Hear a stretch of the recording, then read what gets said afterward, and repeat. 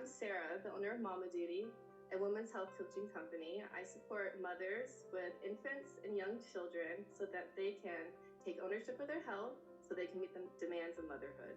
Hi, this is Michelle. I am the owner of Meal and I make simple products for motherhood.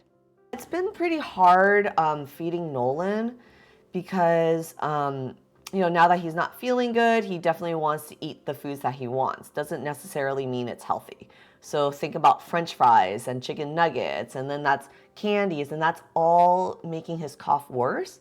So now I'm preparing something that he would want, like udon noodles, but he doesn't feel like it, so I have to toss it. And then I'm trying really hard to not give in, but eventually my husband will make a grilled cheese sandwich. So I'm here probably making like 2 to 3 different types of meals at dinner time, which is, it's not hard just making a grilled cheese sandwich, but I think it's the thought process of giving in and then potentially giving him bad eating habits, which is a struggle. I'm sorry to hear that. Sometimes, the expectations and the roles that we put on ourselves as mothers can be really challenging.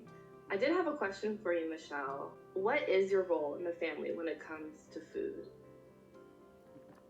I think my goal in the family, I love cooking, and before kids, I would make everything from scratch. Now that I'm a mom, I definitely don't have that kind of luxury of time, and also because I'm a very picky eater. So I think that my expectations is that Nolan will enjoy the food and at least try something new once a week. I That really resonates with me. Um, what kind of foods are you making? I'm just curious. Yeah, so in the morning, Nolan will have a preference of either bagel or English muffin with like fruit. And then at lunch, we actually have a lot of food allergies at our preschool. So right now in this semester, there's going to be no nuts, obviously, but also no dairy, no sesame seed. So that was really challenging because Nolan, we had to eliminate all dairy out of his lunch. So it's a lot of chicken nuggets now, which actually made me be more creative in what I serve Nolan for lunch. So if I eliminate dairy altogether, he's having a lot of more fruits and vegetables, but more healthier substitutions, such as hummus and pita bread, or he'll have quesadilla chips with guacamole and salami, something like that. Well, those sound delicious. And it can be really challenging trying to figure out the balance between trying to feed and give the calories to your growing child, but also the balance of not being so stern about the food that they start getting negative emotions around food because either an adult in their life is kind of pressuring them and they're fighting against them, and then that results in some sort of negative feeling towards the food. It really is a balance. So I think almost every mom who has that role around food, it's a lot of pressure. And I think our society right now has this expectation that, we're like the main food providers a lot of the time, and we're just trying our best to feed our kids the healthiest foods possible um, with the limitations of sometimes picky eaters. Yeah, that's a really good question. I mean, how are you going to balance a healthy diet with a very picky eating toddler? And also making sure that you're eating right too.